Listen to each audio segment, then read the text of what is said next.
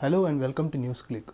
Dr Binayak Sen's incarceration in the state of Chhattisgarh from the year 2007 till May 2009 had drawn widespread criticism and condemnation from all across the world, including from major and prominent Nobel laureates. He was released in May this year, but recently the Sessions Court in Raipur actually sentenced him to life on charges of sedition. To discuss this, we have with us prominent human rights activist, Mr. Gautam Navlakha. Hello. Hello. Jyoti Punwani, in an article in the EPW recently, points out that the evidence that has been used to sentence Dr. Binayak Sen is quite flimsy. You have also studied the case through your association with the PUDR. Can you tell us if the evidence is at all there to sentence Dr. Binayak Sen? Not at all. In fact, PUDR did a study, a thorough study of the entire charge sheet, including all the evidence that the prosecution claimed to have marshalled to indict Binayak Sen, Piyush Guha and Narayan Sanyal. Our study came out in 2008, this report. Our finding was very, very clear that there was actually not a shred of evidence which, against Binayak to sentence him to a life imprisonment. In fact, in our eyes, let alone life imprisonment, he should not have been sentenced even for a single day on the basis of that kind of evidence. If we take a closer look at what does that evidence mean, he's supposed to have. All this has come out in the media also, yes, that he met Narayan Sanyal in jail, yes, in the jailer's room, after being frisked, in the presence of one or the other of jail authorities, official, that he was helping Narayan Sanyal, who suffered from his hands actually very painful. He cannot even grip a pen with his hand. And the jail authorities had actually approached Binayak to help him out because they could not provide him with the kind of medical assistance that he required. The letters that the police claimed that they found, which they alleged that they got, the Narayan Sanyal passed on to Binayak Sen in turn passed on to Piyush Guha, who was a businessman. If you forget about the sequence for a minute, and if you go by even the content of the letter, you'll find it so ridiculous to accuse anybody of sedition using the contents of that letter, against the accused. But the whole sequencing itself, we know for a fact that Piyush Guha was picked up on 1st May. We know it why? Because PUCL got to know from Piyush Guha's wife on 4th May. After they were visited by the local police thana, which inquired whether Piyush Guha was a Naxalite or something. Then obviously Rupa Guha feared that something has happened to her husband. Right. And the police party also informed her that he had been picked up by Chhattisgarh police. Now this was on 4th May. She informed PUCL Chhattisgarh, which issued a public statement, which was carried in the press on 6th May. And it's on the 7th that the police produced Piyush Guha. Right. Which makes it, as far as we are concerned, it makes it very clear that Piyush Guha was picked up on the 1st. And therefore, this whole idea about finding these letters in his possession on the 6th completely stands demolished. That apart, if you look at banned literature, which is supposed to have been discovered in the possession of Binayak Sen, this kind of literature you'll find even in my possession. Even in any journalist's possession. We have reached a point where in the course of the trial, the prosecution claimed that subversive literature like Das Kapital and other communist literature was in the possession of Binayak Sen, which only suggests that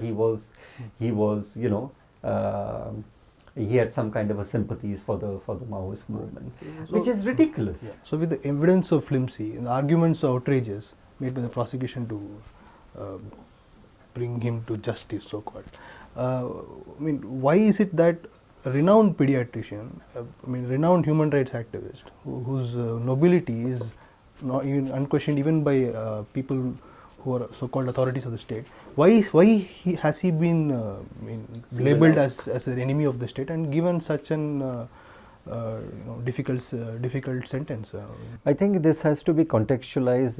It has to be put in the context of what is happening in Chhattisgarh and especially in Bastar.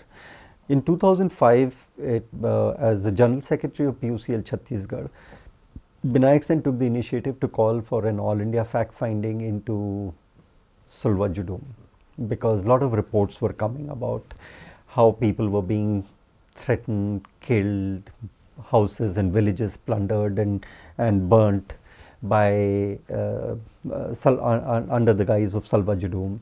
And so all India fact finding team, I was also part of that fact finding team which visited Bastar, and we investigated and came out with a report which was the first expose of what was happening in that area.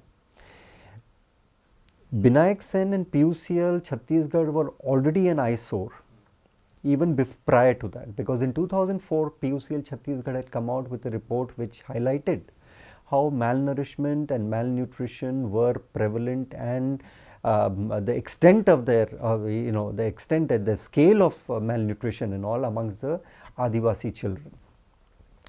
Combined with this now, with the Salva Judum and the expose,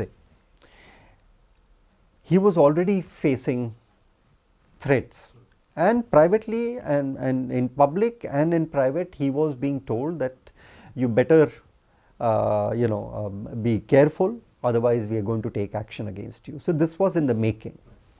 We know also from other sources, in our own interactions with officials who have privately expressed that we want to set an example of Binayak Sen. I myself am privy to such conversations with very senior officers where been told that we are going to set an example in shape of Binayak Sen, because if you can get Binayak Sen, who is a doctor, respected doctor and a civil liberties expert, then others who are far less known and not as high profile would either feel deterred and not speak out and therefore fall silent, and then whatever the government is doing in that area can carry on doing. Now please understand that in Bastar since 2000 there has been a massive, since the emergence of Chhattisgarh state, they have been concentrating on inviting foreign direct investment and large Indian corporate investments into the mining sector or mineral based industry. Salva Judum, according to Ministry of Rural Development's own draft report, was a consequence of government's failure in getting the Adivasis to agree to part with their land and the forest. So we believe that, and the Prime Minister is on record again and again of pointing out that India's growth story will be affected if mining and FDI into mining sector cannot be encouraged and investments do not take place. I think all these things have combined together to make Binayak Sen into this whole case into a very high profile case, and Binayak Sen and please also understand, Binayak Sen is not the only person. Himanshu ji, who is a Gandhian running an ashram, his ashram was demolished not by the Maoists, by the state of Chhattisgarh and its own police force, and he was hounded out of, and the people who worked with him have been singled out, they have been charged, implicated in false cases. Social activists have been thwarted from entering Bastar. Even people like Medha Patkar, by no stretch of imagination, who has any sympathy for the Maoists or for political violence, has been stopped from entering that area because they don't want any independent reportage of actually what is happening in that area. Coming back to Chhattisgarh itself, the state government now has, in its reply to the Supreme Court, says that Salva Judum is winding down. As someone who has visited the area recently, is that the case really, or? Salva Judum we consider was first phase of Operation Green Hunt. So if they claim that it's winding down, it's only being wound down because the next phase has started, where operations have taken, joint forces operation by the central paramilitary forces and the state police forces and armed police forces have now taken over charge. So in that sense, yes, it's wounding up. It's also true that now people are quitting the camps because of all the public pressure and all the public build-up. They have, the camps are being vacated and people are returning back to the villages. Some of them at least. So all this combined, yes, does give an impression that Salwa Judum is wound up. He is getting wound up. But the point is that Salwa Judum, as we believe, was only phase 1 of an operation. It's now the phase 2 which is ongoing. So therefore, if it's wounding up, it's only because the phase 2 has taken over. Certain political activists over there, like Manish Kunjam of the CPI, they also say that it's not just members of the civil society who have been hounded out by the actions of the state government, but also political activists like him and his followers have been affected by the maneuvers of the Absolutely. state Last government. year, if you recall, A.B. Bardhan, General Secretary of Communist Party of India, wrote to Prime Minister and pointed out that the joint forces are exterminating communists. And he also pointed out that even anybody who's even found saying Lal Salam or hoisting a red flag is considered an enemy. This is the extent of what is happening in that area. So when Manish Kunjam and recently about 9 activists of CPI, as Manish Kunjam pointed out, have been implicated in false cases by the SSP posted in Bastar. This has been going on. So I mean, that's precisely the point. No political party, no social activists, not even Gandhians like Himanshu Ji, not even civil libertarians or medical practitioners as Binayak Sen are tolerated in Chhattisgarh, and they find no space. I mean, they are thwarted from carrying out their legitimate activities. Supporters of this so-called hardline treatment that the Chhattisgarh government is doing in its fight against the Maoist challenge say that, I'm just playing devil's advocate. They're saying that it's been necessitated because Chhattisgarh is now the so-called center point of Maoist activity, and they find that the challenge that the Maoists provided to the Indian state is the strongest there, and these are irritants that have come up in the way of handling the Maoist challenge. They also say that human rights activists not necessarily have been as critical as they are of the state's successes as they are of the Maoist actions themselves. What would your reaction be to this? I think it's pot calling the kettle black. What human rights, organizations like PUDR have to say is there on our website. Why the media doesn't take it up and carry our statements when we issue from time to time, or contents of our reports where we have taken clear positions on whatever we have to say. That's because they then are provided an opportunity to complain about the human rights and the partisanship and being selective. Actually, it's the media and the political establishment which is very, very selective. Having said that, let me also make it very clear that the state's responsibility is far greater than that of any non-state movement in any of these areas. Yes, Maoists are guilty of many a crime, and there is no doubt about it, and they must be condemned and castigated for those. We don't hesitate in doing that. But if you take a look at what is happening in Chhattisgarh and in Bastar in particular, you will find that the war was not launched by the Maoists there. It started, by 2004 and 5, the Maoists have suffered a major setback in Andhra Pradesh as a consequence of the breakdown of talks in Andhra Pradesh. They had suffered massively. They were on a weak footing. This was also the period when the government of India and the state authorities in Chhattisgarh, in their own wisdom, thought in terms of initiating what they call the local resistance groups, which Salwa Judum is what it became. It is this which has caused the problem. The Adivasi anger against the policies of the state in trying to push to grab land, to displace them from the forest, to privatize river water, has gone farthest in this area, and their opposition to it has been relentless and has been there. They've used all legitimate means to do it.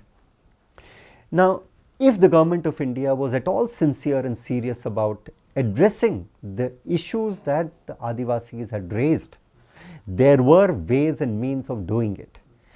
By being indifferent to it, they have actually strengthened the hands of those against whom they are now conducting a war. They have actually, and why wouldn't the Adivasis then seek support of those groups which stand by them? I mean, I personally find it very difficult to believe that a government which is bent upon clearing an area and handing it over to mining corporations, which is unmindful of long-term and mid-term interest of India and its own development and the needs of its own people, but it's pushing a policy which benefits only large corporations. By what face do they have to tell the Adivasis that they are interested in promoting their interest? Are they promoting their interest by waging a relentless war, which is actually harming the Adivasis far more than anybody else? They are not getting the Maoist cadres, they are getting the ordinary Adivasis. Whose responsibility is it? If you want to disarm the Maoist movement, if you want them to come up, then why is it that the same government of India then kills the emissary that the Maoists employ in a cold-blooded manner, in a fake encounter? I mean, what is governments of India's interest? Yeah, thank you. I think that should actually wind our discussion. Thank you so much for coming to NewsClick. I think we will invite you again to specifically talk on the Maoist challenge and also the state's response to it, perhaps in the near future. Thank you so much. Thank you. Yeah.